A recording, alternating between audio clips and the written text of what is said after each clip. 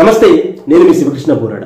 ఈ రోజు ఎక్కడికి వెళ్తున్నా, ఏ స్కూల్కి వెళ్తున్నా, ఏ కాలేజ్కి వెళ్తున్నా, ఏ గ్రామానికి వెళ్తున్నా, ఎక్కడ చూస్తున్నా సరే, ఎవరితో మాట్లాడుతున్నా సరే చెప్పే మాట ఏంటంటే మా పిల్లలు బెట్టింగ్ అలవాటు పడ్డారు, మా పిల్లలు ప్యాకెట్కి అలవాటు పడ్డారు, మా పిల్లలు ఈ జూదం వల్ల పూర్తిగా వారి జీవితాలు నాశనం చేసుకున్నారు, అప్పులు పాలైపోతున్నారు, ఎంతోమంది ఆత్మహత్యలు చేసుకున్నారు. ఇదే ఎక్కడ చూస్తున్నా ఈ మాట వినిపిస్తుంది. ఒక క్షణం ఆలోచించండి. మంచి సమ్మర్లో మనం చూసినప్పుడు మనకి రోడ్డు పైన ఎండమావులు కనిపిస్తుంటాయి, నీరు ఉండదు, కానీ నీరు ఉన్నటువంటి భావన మనకు కనిపిస్తుంది అనమాట. మనకి ఈ ఎడారి ప్రాంతాల్లో కనుక తీసుకుంటే అక్కడ ఉన్నటువంటి మనుషులు కావచ్చు, పశువులు కావచ్చు, చాలా విపరీతంగా దాహంగా ఉన్న సమయంలో ఈ దూరంగా ఎండమావులు కనిపించి అక్కడ నీరున్నాయన్నటువంటి భ్రమ చెంది ఇంకా ఉన్నటువంటి దాహంతో పరిగెత్తుతూ పూర్తిగా ఇంకా మరింత డిహైడ్రేషన్ లోనయ్యి పూర్తిగా చనిపోవడం కూడా జరుగుతుంది అనమాట.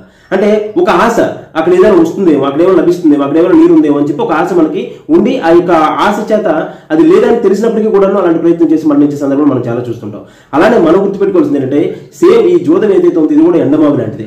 మనకి డబ్బు వస్తుందేమో అనేటువంటి ఆశ కనిపిస్తుంది, కానీ నిజానికి అక్కడ ఎంత మాత్రం కూడా డబ్బు రాదు.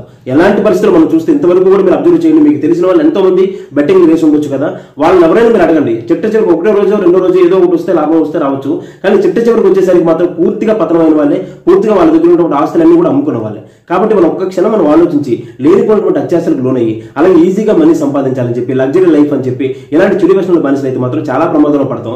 నాకు బాగా బాధ కలిగే అంశం ఏంటంటే చాలా పెద్దవాళ్ళు, మంచి మంచి పొజిషన్లో ఉన్నవారు, అలాగే ఆర్థికంగా బలంగా ఉన్నవారు, మంచి మంచి ఉద్యోగాలు చేస్తున్నవారు, వీళ్ళకు ఉన్నటువంటి ధనంతో చాలా సంతోషంగా చాలా హ్యాపీగా కుటుంబంతో ప్రశాంతంగా బ్రతకవచ్చు. కానీ ఎందుకో వీళ్ళు కూడా చెడు వ్యసనాలకు బానిసలై, ఈ జోదానికి బానిసలై పూర్తిగా ఉన్నది కోల్పోతున్నారు, పూర్తిగా ఆత్మహత్యలు చేసుకున్నారు, కుటుంబాన్ని నాశనం చేస్తున్నారు. ఇది ఎంత మాత్రం మంచిది కాదు. మళ్ళీ చెప్తున్నాను, ఏదైనా సరే ఒక చెడు వ్యసనం అనేది చిన్నప్పటి నుంచి మనిషి యొక్క పెంపకాన్ని బట్టి, అలాగే మనిషి యొక్క ప్రవర్తన బట్టి, మనిషి యొక్క పెరిగిన వాతావరణం బట్టి కూడాను అలవర్చుకునే ప్రమాదం ఉంది. కాబట్టి మొట్టమొదటి తల్లిదండ్రులు ప్రతి అంశాన్ని కూడా చాలా స్పష్టంగా మంచి చెడు చెప్పాలి. అలానే గురువులు కూడా మరింత కేర్ తీసుకోవాలి. అలానే సమాజంలో పెద్దలు ఎవరైతే ఉన్నారో వారు మరింత బాధ్యతగా ఉండాలి. పిల్లలకి తాను ఆచరించి మంచిని బోధిస్తూ పిల్లల్ని సరైన క్రమంలో పెట్టాలి. అలానే మరొక మాట ఏంటంటే ఎవరైతే ఈ జోదానికి బాగా అలవాటు పడుతున్నారో మరొకసారి ఆలోచించండి. ఇంతవరకు కోల్పోయింది విడిచిపెట్టేసేయండి. ఇక మీద ఇటు పరిస్థితులు కూడాను ఎంత మాత్రం కూడా లేనిపోయినటువంటి మళ్ళీ అత్యాశ పెంచుకొని ఇందాక నేను చెప్పినట్టు ఎండమావిలో నీటిని వెతుకుదామని చెప్పి ఆలోచిస్తే మాత్రం ఇంకా మనం మూర్ఖత్వంలో పడతాం, మన ప్రమాదంలో పడతాం. దయచేసి ఇక్కడితో విడిచిపెట్టేటటువంటి ప్రయత్నం చేయండి. అలానే మరింత జాగ్రత్తగా ఎప్పుడు కూడా ధర్మంగా సంపాదించేది, నీతిగా సంపాదించేది మాత్రమే మనతో పాటు వస్తుంది. అన్యాయంగా సంపాదించేది, అక్రమ మార్గంలో సంపాదించేది అది ఎక్కువ కాలం మన దగ్గర ఉండదు. అది అందరికీ తెలిసిన విషయం.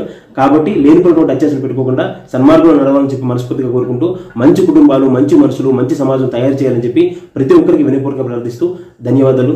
జై హింద్. అలాగే నా వీడియోస్ కనుక మీకు నచ్చినట్టయితే, సమాజానికి ఉపయోగపడతాయి అనిపిస్తే వీటిని లైక్ చేస్తూ, షేర్ చేస్తూ నా యూట్యూబ్ ఛానల్ సబ్స్క్రైబ్ చేయండి. ధన్యవాదాలు. జై హింద్.